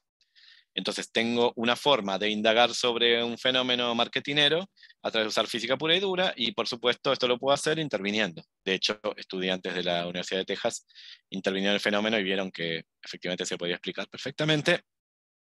Acá aparece la diapo, como fatamorgana de luces de coches y fogatas, ¿no? Si uno ve que cerca de por ahí pasa la ruta 67, no la 66 famosa, sino la 67, y que esa tiene mucho tránsito, entonces puede ver que estas luces de coches correlacionan con los glóbulos estos irisados que se mueven rápidamente de manera horizontal. He hablado entonces de tendencias en la didáctica de las ciencias disciplinar, la investigación pura y dura, y tendencias en la práctica de aula, pero surgidas de la práctica y revalidadas y convalidadas en la disciplina, o sea, tendencias que ahora ya están inscritas, que están socializadas, que aparecen en la documentación, y la última cosa que querría decir entonces es que todas estas cuestiones están siendo fervorosamente investigadas, fuertemente investigadas. Hay dinero, hay interés, hay proyectos, hay tesis, hay personas, hay grupos, hay material humano, y especialmente aquí en nuestra América Latina. Si bien nuestros países tienen un diferente desarrollo en el campo de la didáctica de las ciencias naturales, y algunos son más punteros que otros, en algunos otros está la cuestión en ciernes, sepan, es importante saber que en nuestro continente hay muchísima investigación de calidad. Tenemos la famosa red latinoamericana de investigación didáctica de las ciencias naturales, a la cual los invito, ¿sí? De la cual los invito a participar. Entonces tenemos grupos focales en muchos países de América del Sur, Central y del Norte en México, que están trabajando estas cosas, mucha gente referente, mucho para leer, mucho para investigar. Ahora, con las nuevas tecnologías, está todo al alcance de la mano, al alcance de tipear en Google, hay muchísimo material. Afortunadamente en nuestra disciplina, que es del campo de la educación, todavía mucho es gratis, es abierto, de acceso abierto, no hay que pagar nada, entonces tienen muchísimo material en español y en portugués para profundizar la formación didáctica y profesionalizarse como profesoras y profesores. Dicho esto, agradezco muchísimo la atención brindada y la invitación. Ahí tengo cara de malo esperando las preguntas, ¿sí? Es para ahuyentar las preguntas difíciles. Agradezco muchísimo y quedo a disposición para comentarios y preguntas. Muchísimas gracias a todas y a todos. Muchas gracias, doctor Agustín. Definitivamente ha sido una disertación muy interesante, especialmente en el campo de las ciencias, para visibilizar cuáles son esas tendencias de investigación que se están desarrollando en la actualidad. Y pues como universidad pedagógica estamos apuntando también a incrementar o mejorar nuestras líneas de investigación. Hay varias preguntas, hay varios saludos también y agradecimientos sobre... Gracias a todas y todos los que están ponencia, agradeciendo y saludando. Voy a decirle la primera pregunta, doctor, para que vayamos abordándolas. El doctor Hermes pregunta, ¿cuáles son los fundamentos teóricos para el proceso metacognitivo? Bueno, yo prefiero hablar de autorregulación más que de metacognición, pero si uno se compromete con la idea de metacognición, que es una idea anglosajona, muy desarrollada, empieza a desarrollarse en los años 70, o sea que llevamos 5 décadas de desarrollo teórico, encuentra algunas ideas fuerza muy repetidas en la literatura, que tienen que ver con dar progresiva autonomía al estudiantado para el control de sus propios procesos, para el control explícito y regulado de sus propios procesos. En realidad, todo el mundo somos metacognitivos, no es algo que pueda enseñar la escuela, ¿sí? Nosotros ya venimos de fábrica equipados con la capacidad de ser metacognitivos. Tenemos en la cabeza particionada entre lo que sabemos y lo que sabemos que sabemos, ¿no? Hay como una zona que es como si fuese un registro de los libros de la biblioteca que nos indica qué sabemos y qué no sabemos y cuánto lo sabemos. Entonces, lo que trata esta línea de trabajo es de fomentar el uso intencionado, explícito, autorregulado, comunitario, escrito, externalizado de los procesos metacognitivos o regulatorios. Y eso se hace con andamiaje, ¿no?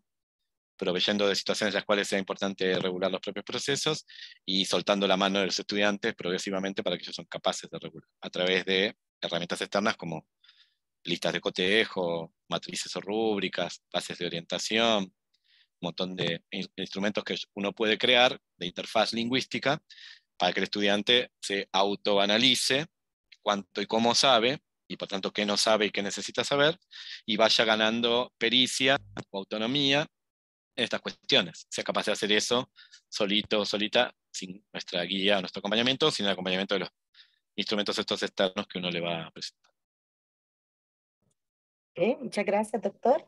Siguiente pregunta, ¿qué estrategias aconseja para generar mayor motivación en el estudiante en esta educación virtual?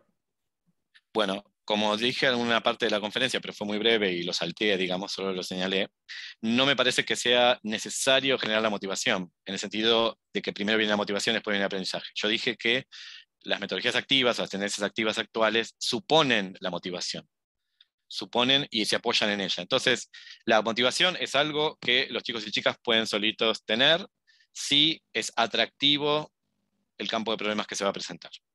Supongo que se habrá pasado que están atendiendo a un discurso duro, teórico, complicado, de alguien foráneo que viene como experto y les habla, y se encuadra dentro de la enseñanza de ciencias naturales en los distintos niveles educativos. Entonces esperaban ver, no sé, leyes de física, química, biología.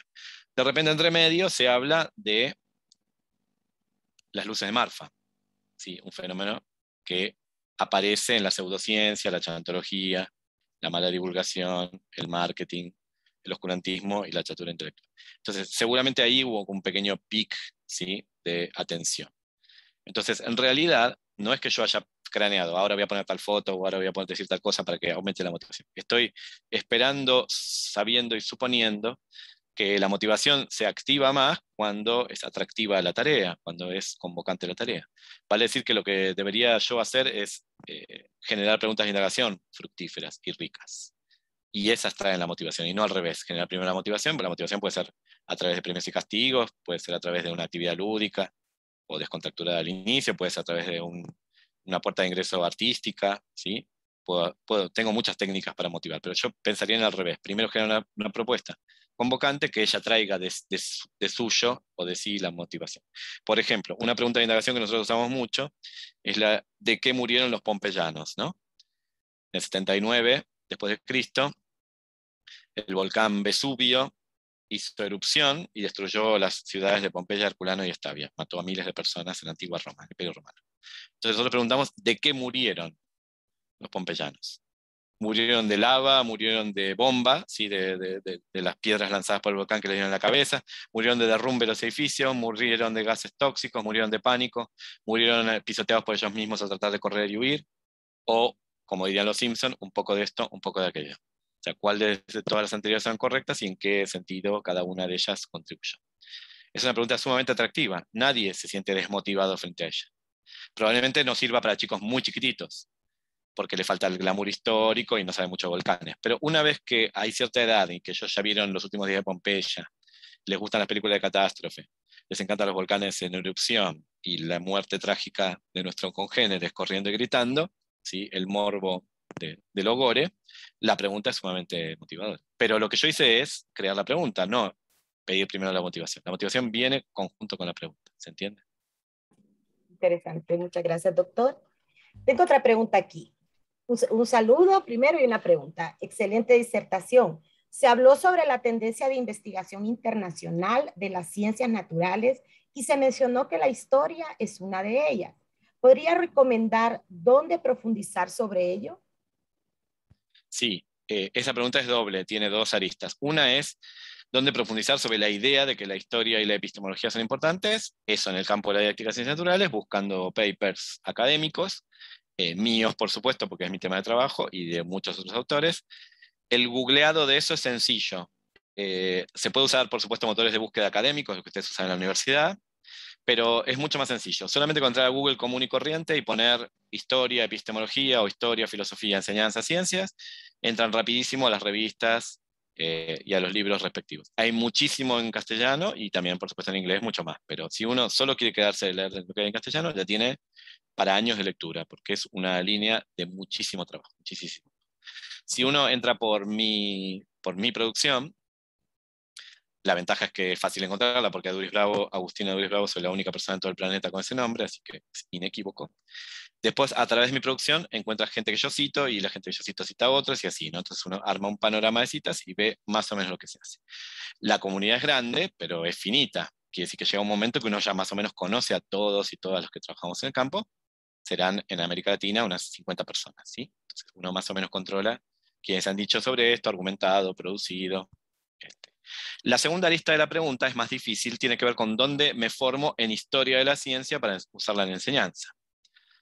Esa es una pregunta clásica que me hacen siempre, para la cual no hay una respuesta correcta buena, lamentablemente, pero voy a tratar de aproximar.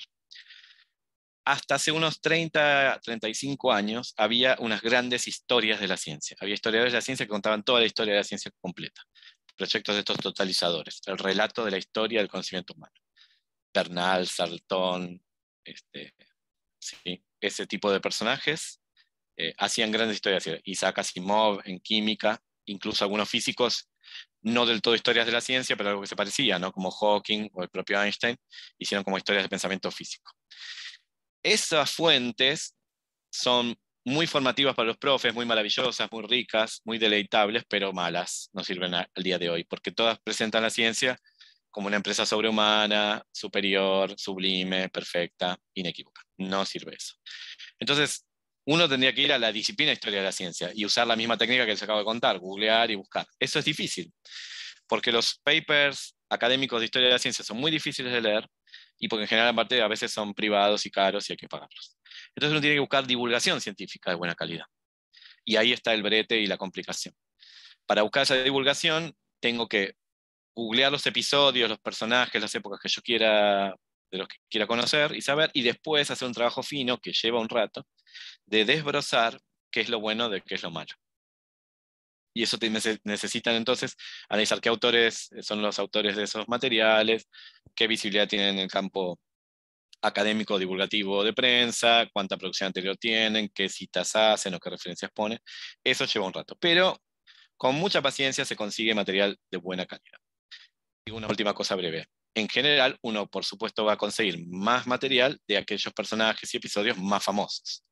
Newton, Darwin, Einstein, Planck, María Skłodowska-Curie, ¿sí? Faraday, Lamarck, los mismos de siempre. Si quiere buscar cosas más osadas, es más difícil encontrar y hay algún material que otro, pero uno tiene que ser más arqueológico en la búsqueda. Uno puede buscar por los científicos, puede buscar por los episodios, puede buscar por las épocas, puede buscar por las disciplinas y va a encontrar material de buena calidad para usar en las aulas.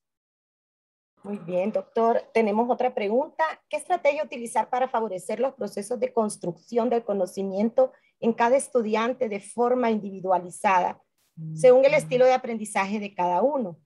En nuestro sistema educativo, muchos docentes dicen que eso es imposible.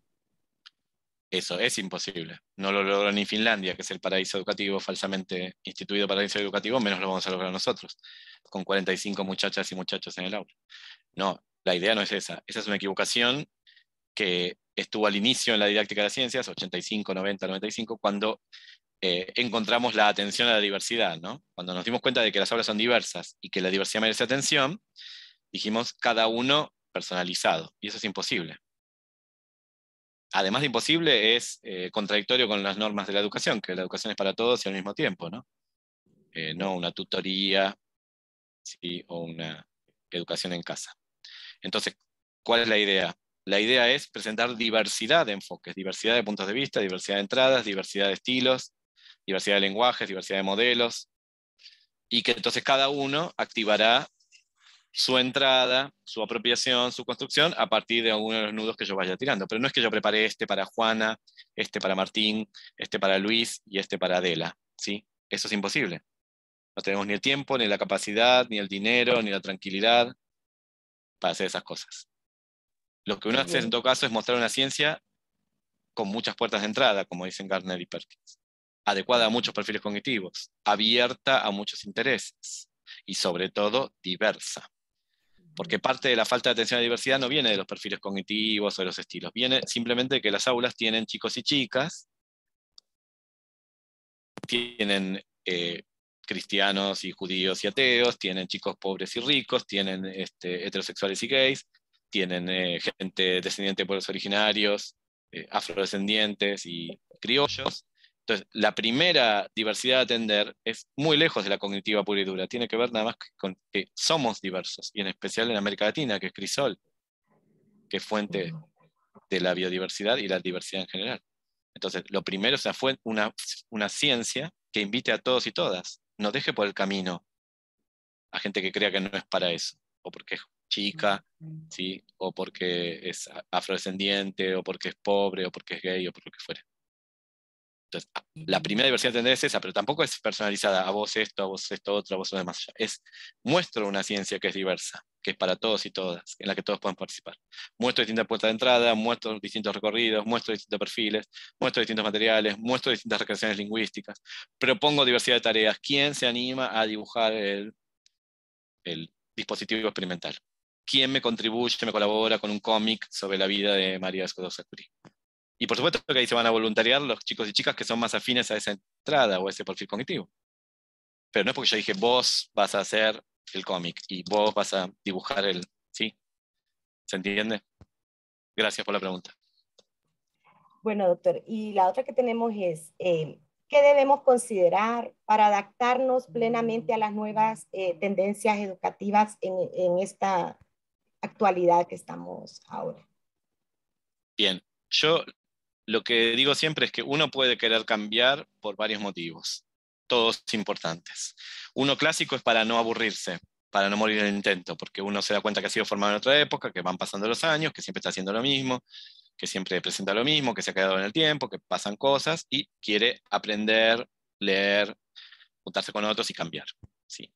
Otra es porque uno dice, bueno, como toda disciplina seria, hay gente que investiga, que piensa, que produce, que escribe, y qué papelón, qué momento, qué pena conmigo, yo no estoy leyendo eso, quizás estoy haciendo cosas que ya la literatura ha mostrado que no están buenas, que están un poco de moda. Esa es una segunda motivación también buena y lícita. Pero la tercera y más importante de todas es porque en los años 90 se nos propuso una reorientación del currículo de ciencias naturales hacia la educación ciudadana, hacia la educación para todos y todas, hacia la educación de calidad, emancipadora, autonomizante, crítica, democrática. Y eso, seamos mejores profesores o peores, o nos hayamos formado más atrás en el tiempo o más recientemente, sepamos más de didáctica o no, es una cosa que en general no hacemos nadie. Entonces, una motivación para cambiar y sumarse a estas tendencias es esa motivación de entender que se nos está pidiendo algo que es muy difícil de hacer, que no sabemos hacer. Y que hay grupos de personas que están investigando e innovando en eso. Todavía muy incipientemente, todavía muy tímidamente, todavía queda mucho por hacer, todavía son logros muy parciales, pero hay gente que se le paga un dinero para hacer eso, que vive de eso, que su profesión es esa. Yo mismo, investigador del sistema científico, que entendemos que hay que generar dispositivos, enfoques, abordajes, tecnologías, materiales, propuestas, mejor alineadas con esta idea de educación científica ciudadana. Entonces, esa es la motivación más fuerte. Entonces, cuando me preguntas cómo hago para sumarme a las tendencias, primero convenciéndome de que las tendencias están buenas porque apuntan a logros que no estamos consiguiendo del todo. Y aquí cierro con COVID.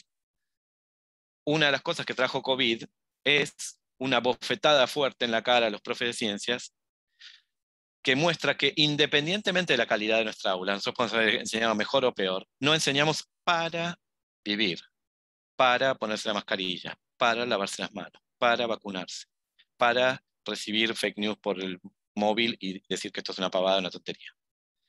Y esto es importante, queda grabado. Aquí no estoy haciendo un juicio de valor sobre la calidad. Seguramente en la audiencia, que creo que ya tenemos 500 personas casi, hay profesores muy buenos, otros regulares, otros malos, otros tienen días buenos, días malos, etc. ¿Sí? Hay de todo en la vida del Señor. Esto es independiente de la calidad. Yo lo que estoy diciendo es que había aulas en Honduras que seguramente enseñaban super química, super física, super biología muy buenas, e igual los chicos fracasaron a la hora de lavarse las manos, de ponerse la mascarilla, de entender las fake news. Entonces hay una reorientación hacia ¿para qué? ¿Para qué? Para vivir en un mundo mejor y hacer de él un mundo mejor. Y en esa reorientación las ciencias naturales tienen otro rol muy distinto. Y estas tendencias apuntan hacia eso. Entonces, aunque más no sea, inscribirse en estas tendencias tiene que ver con convencerse, nosotros decimos ponerse la camiseta, no sé si en Honduras usan la misma expresión, ¿no? Ponerse la camiseta de que estas son las nuevas orientaciones, las que sí van. No es solo innovar porque esto es moderno, porque lo dijo Agustín, porque se lleva a nivel internacional, porque aparece en una revista. No, es innovar a lo largo de estas tendencias porque hay una convicción profunda de que la educación ahora es otra cosa. Es la formación de personas felices y solventes para un mundo mejor. Especialmente en nuestra región, castigada, abatida, postergada, ninguneada, maltratada, colonizada por oscuros poderes que nos acechan. ¿Sí? Excelente, doctor. Pues hay muchos mensajes de felicitación y de agradecimiento por haberse tomado el tiempo de estar en este congreso. Gracias. Con nosotros. Definitivamente, los que estamos inmersos en el mundo de la ciencia, como los que estamos en esta facultad, sabemos que tenemos que abrazar estas nuevas tendencias. En su disertación nos habló pues de la pedagogía activa, ¿verdad? Pues es algo que debe estar permanente en el ámbito docente y que pues esa capacidad que tiene de combinarse con la tecnología nos ofrece una nueva realidad educativa que se ha transformado pues en estos últimos tiempos y que debemos seguir colocando a nuestros estudiantes en el centro del proceso educativo. Definitivamente ha sido muy enriquecedor y nos ha alimentado un poco esa espinita de seguir investigando. Quiero decirle a la audiencia, he revisado algunos artículos del doctor, hay mucha información de lo que él ha presentado en esta disertación. Así que, doctor, vamos cerrando ya esta participación. El tiempo, como sabemos, es nuestro peor enemigo. Quisiéramos seguir conversando, pero definitivamente pues tenemos que continuar con el programa. Así que le agradecemos mucho, doctor, por haber aceptado la invitación y pues en la distancia, o espero que nos esté escuchando, ya que no pudo entrar por problemas con su internet. Agradecemos al doctor Ricardo Morales de INCODE, que fue el canal y la vía que nos llevó hacia usted. Así que muchas gracias a él y un saludo muy afectuoso a él. Espero verlo pronto. Así es. Y antes de cerrar, vamos a dar lectura al reconocimiento que pues tenemos en estas circunstancias, que es su diploma por haber participado en este congreso. La Universidad Pedagógica Nacional, Francisco Morazán, Vicerrectoría Académica y la Facultad de Ciencia y Tecnología otorgan el presente diploma de agradecimiento a Agustín Aduriz Bravo por su colaboración en desarrollar la conferencia principal Didáctica de las Ciencias Nuevas Tendencias en el segundo Congreso FACIT, Tecnología, Ciencia y Sociedad en la Educación Remota, realizado del 13 al 15 de octubre de 2021. Extendido en la ciudad de Tegucigalpa, Honduras, a los 15 días del mes de octubre de 2021, firma nuestro vicerrector académico, Magíster Bartolomé Chinchilla, nuestro decano de la Facultad de Ciencia y Tecnología, Magíster Carlos Aguilar, y la vicedecana de la Facultad de Ciencia y Tecnología, Magíster Alba Rosa González. Doctor, le haremos llegar a través de la vía electrónica este presente. Esperamos que no sea la última vez, esperamos tenerlo con nosotros en otras ocasiones y pues cuando ya estemos de retorno, esperamos tenerlo en nuestro país. Espero que sí, con muchísimo gusto, me encantaría visitarlos. Gracias por la invitación y por la cordialidad y la asistencia de tanta gente y la participación. Muchas gracias. Muchas gracias. Y bueno, para continuar, queremos decirles a todos que nos sigan acompañando en el desarrollo de este congreso. Hay una serie de actividades muy interesantes, actividades sincrónicas a la misma hora, así que los invitamos a continuar con nosotros y participar en ellas. Muchas gracias a todos y nos vemos en un rato en la siguiente actividad.